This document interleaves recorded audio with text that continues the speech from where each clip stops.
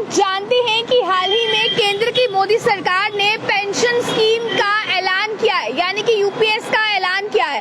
अब ये unified pension scheme क्या है, इसका ऐलान होने के बाद लोगों को कितनी पेंशन मिलेगी, उनकी नौकरी खत्म होने के बाद, उनकी रिटायरमेंट के बाद कितनी सैलरी उन लोगों को मिलेगी, कितने परसेंट उन लोगों को मिलेगा, ये लोग जानना चाहते हैं। तो आज इस खबर को मैं आपको यही बताऊंगी कि इसके क्या फायदे आपको है, यूपीएस आ जाने से आप लोगों को क्या फायदे होंगे। यूपीएस का मतलब है यूनिफाइड पेंशन योजना। इस योजना यानी कि स्कीम में आप लोगों को क्या कुछ प्रॉफिट होंगे, इस चीज की जानकारी मैं आपको दूंगी। खबर को ज्यादा से ज्यादा अपने दोस्तों के साथ भी शेयर कीजिए, ताकि जितने भी लोग अभी फिलहाल सैलरीज ले रहे हैं सरकारी नौकरियों में, उन्हें जो पेंशन मिलने वाली है इसका फायदा उन्हें पता चल सके। देखिए, अब मैं आपको ये बता दूं, अगर आप सभी जो है वो, अगर आप लोग नौकरी कर रहे हैं, नौकरी के बाद आप रिटायर हो जाते हैं, तो आपको यूपीएस के तहत पेंशन मिलेगी। पर अब कितनी पेंशन मिलेगी, आपकी सैलरीज के हिसाब से जो है ये चीज डिसाइड की जाएगी। पर मैं इसमें एग्जांपल के तौर पर मैं आपको ये बता दूं कि अगर आपकी सैलरी 60,000 है, 70,000 है या 80,000 रुपए है, तो उसके हिसाब से आप लोगों को कितनी पेंशन मिलने वाली है ये मैं आपको बताऊं। देखिए, सबसे पहले तो आप 24 अगस्त 2024 के बाद जो है इसका यूपीएस का जो ऐलान है वो किया गया केंद्र सरकार की तरफ से, और ये बताया गया है कि 1 अप्रैल 2025 के बाद इस सिस्टम को लागू किया जाएगा। यानी कि 1 अप्रैल 2025 के बाद इस योजना का लाभ तमाम लोगों को मिलेगा। ये योजना सरकारी कर्मचारी से कंट्रीब्यूशन के पर जो है वो पेंशन दी जाएगी। कुछ कंट्रीब्यूशन इसमें सरकार का रहेगा, कुछ सरकारी कर्मचारी का रहेगा, प्लस आपका डीए रहेगा, और उसके बाद आपको पेंशन दी जाएगी। सिर्फ इतना ही नहीं, बल्कि आपके बाद आपकी अगर मौत हो जाती है तो आपके बाद आपकी फैमिली को भी ये पेंशन लगेगी। तो बहुत काम की और फायदे की ये खबर है। आप देखें, ये पेंशन तब मिलती है जब कर्मचारी 25 साल तक अपनी नौकरी पूरी कर ले या 10 साल तक अपनी नौकरी पूरी कर ले। पेंशन की रकम 12 महीने की एवरेज बेसिक सैलरी का 50% होता है। वहीं पर आपको मैं ये बता दूं कि बताया गया है अब इसमें 60% जो आपको पेंशन दी जाएगी।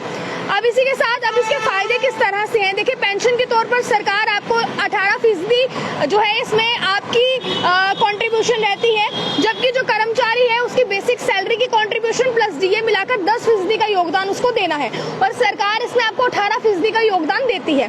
अब इसके बाद मैं आपको ये भी बता दूं, ये कंट्रीब्यूशन के आधार पर ही रहेगा। फर्ज कीजिए कि अगर आप 60,000 रुपया सैलरी ले रहे हैं, अगर 12 महीने की वो 60,000 रुपया सैलरी आप मिलाते हैं, तो ये रिटायरमेंट के बाद जो आपको यूपीएस के तहत 30,000 रुपया साथ ही साथ डीए जोड़कर जो है वो पेंशन दी जाएगी, जो कि आपकी 18,000 रुपया होगी। यानी कि 60,000 अगर अभी आप पेंशन ले रहे हैं तो आपकी नौकरी के बाद आपको 18,000 पेंशन दी जाएगी 60,000 की सैलरी के बाद।